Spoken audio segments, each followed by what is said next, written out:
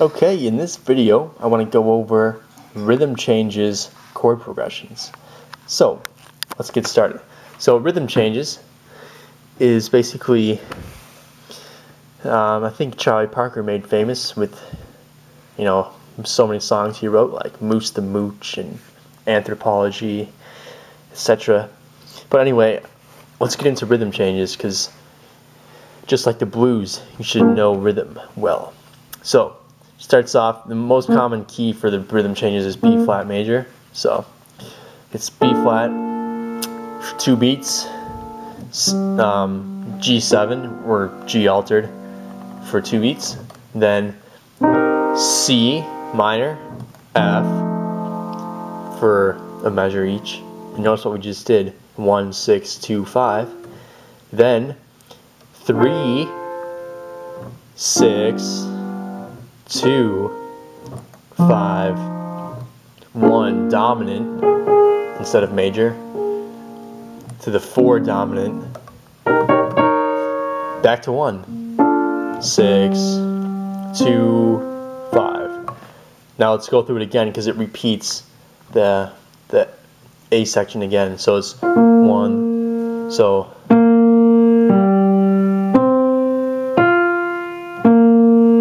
or see, because the 3, 6 that leads to the 2, 5 is pretty much the same as 1. So some songs, you know, it'll say B flat for measure, C minor, F, B flat.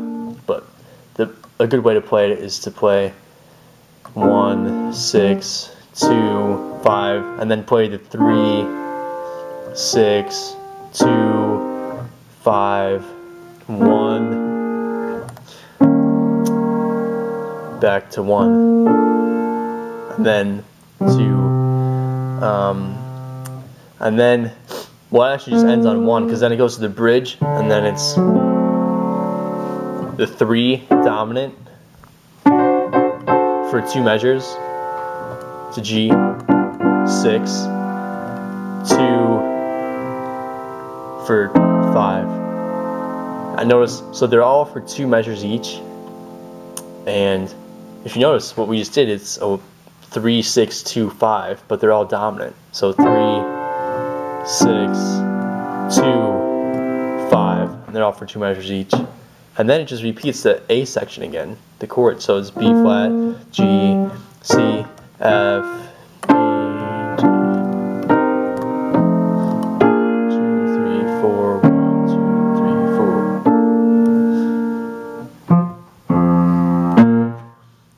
Yeah, so now then, this is where it gets interesting, because there's a lot of little variations here and there that you can do within rhythm changes. For example, you could just hold B flat for 1 measure and not play the 6, and then just play 2, 5, then go back to 1 instead of playing the 3, 6. Just play 1 again.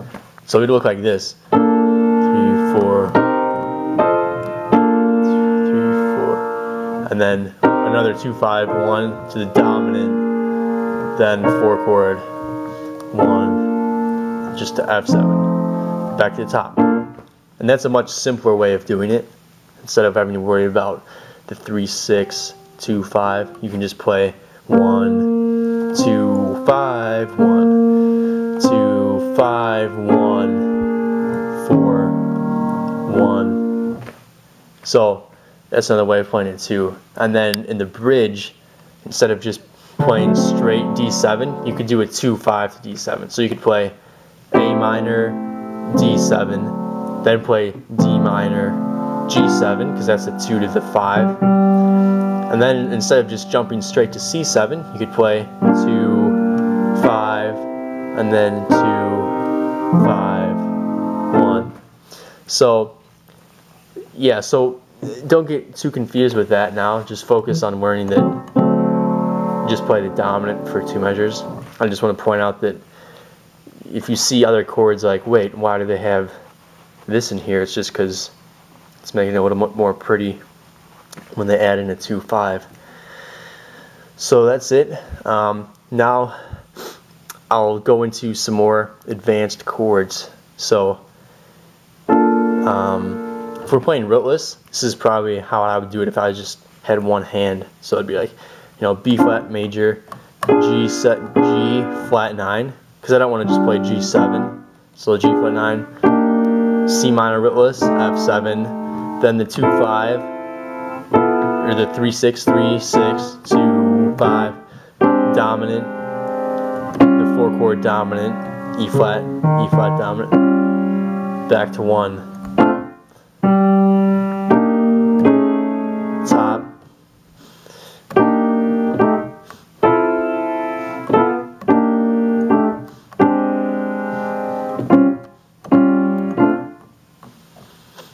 and then the bridge. So, and then I'd probably play it like this, open shell, or maybe maybe just like this,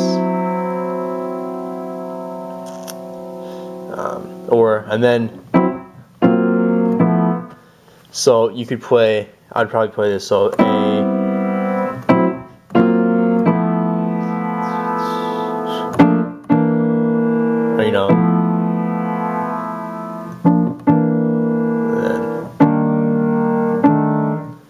But yeah, so like 1, 2, 3, 4. Usually I don't add in the 2-5s just because it's easier to just focus on soloing when you're just focusing on dominant. So if I was playing D, so G7,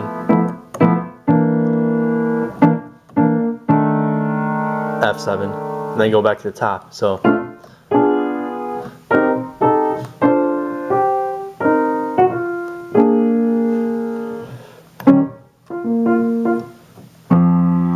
yeah, and often another thing I'll point out in this video is that when we do the 3-6-2-5, sometimes so it's 1, 2, 3. They'll, instead of doing 1, 6, 2, 5, they'll put in a tritone substitution and play D minor. Notice that instead of playing G, C, F, they'll play, D, and then instead of G, they play the tritone, which is just a half step down, which is why it works nice. So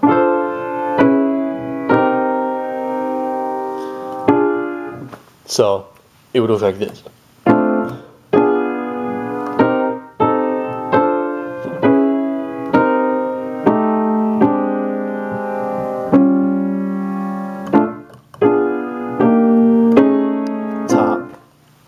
So